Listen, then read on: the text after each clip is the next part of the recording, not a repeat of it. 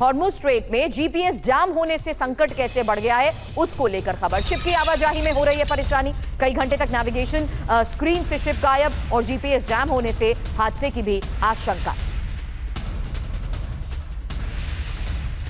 तो Hormuz strait में GPS जाम, secret mission पर है ईरान, क्योंकि ईरान के पास करीब 1000 शिप के जीपीएस और जैम नेविगेशन स्क्रीन से गायब हो रहे हैं। ऑयल शिप जीपीएस जैम होने से शिप की लोकेशन नहीं पता चल पा रही है, नेविगेशन स्क्रीन से गायब हो रही हैं ऑयल शिप। ये कितना सीरियस और कितना क्रूशियल हो सकता है। जीपीएस जैम होने से ही जिस तरीके से लोकेशंस को ट्रैक और ट्रेस नहीं किया जा सकता, कभी कभी जमीन पर शिप की लोकेशंस नजर आती हैं, इसका असर क्या हो सकता है? माथुर सर, सवाल आपसे करूंगी। उससे पहले यही इंफॉर्मेशन, जहां $260 मिलियन का सुपर टैंकर रास्ते से भटका और चालक दल ने अपने अंदाज से हालात को संभाला।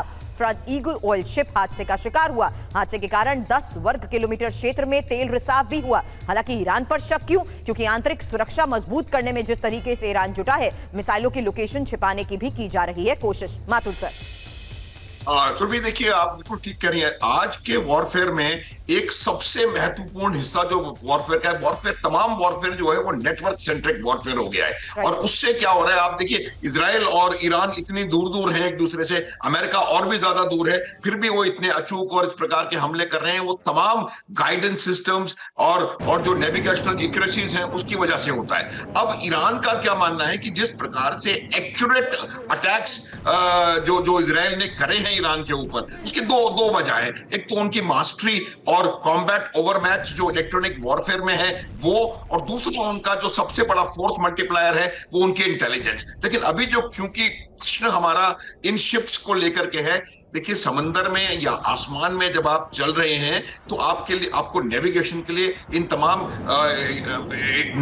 नेविगेशनल एड्स, इलेक्ट्रॉनिक एड्स के ऊपर निर्भर होना होता है। और अगर इनके अंदर कोई डिस्टरबेंस कर दिया जा सकता है तो जैसा आपने कहा सुरभि, बिल्कुल ठीक, कि एक भीषण हादसे हो सकते हैं। आप अपने मार्ग से भटक सकते हैं, कहीं के कहीं पहुंच सकते हैं। तो मेरा यह मानना है कि इस प्रकार के वॉरफेयर का जो प्रयोग ईरान वाले कर रहे हैं वो अपने सेफ्टी के लिए उसको कर रहे हैं, लेकिन इन टर्न उससे क्या हो रहा है कि उसका असर बाकी जगहों पर, बाकी जो चीजें हैं उनके नेटवर्क्स पर भी हो रहा है। तो ये एक बहुत खतरनाक ट्रेंड हो सकता है। लेकिन एक बात मैं आपको बता देना चाहता हूं कि जहां तक समुद्री जो डोमिनेशन है, डोमिनेशन का सवाल है, उसमें अमेरिका की और उनके साथी देशों की जो शक्ति है समंदर में, उसका कोई मैच नहीं है ईरान के पास। ये बात हमको बिल्कुल साफ पता होनी चाहिए। अमेरिका के पास 11 एयरक्राफ्ट कैरियर हैं, जिसमें से 3 और एक और स्टैंड बाय पर 4 लगभग यहाँ पर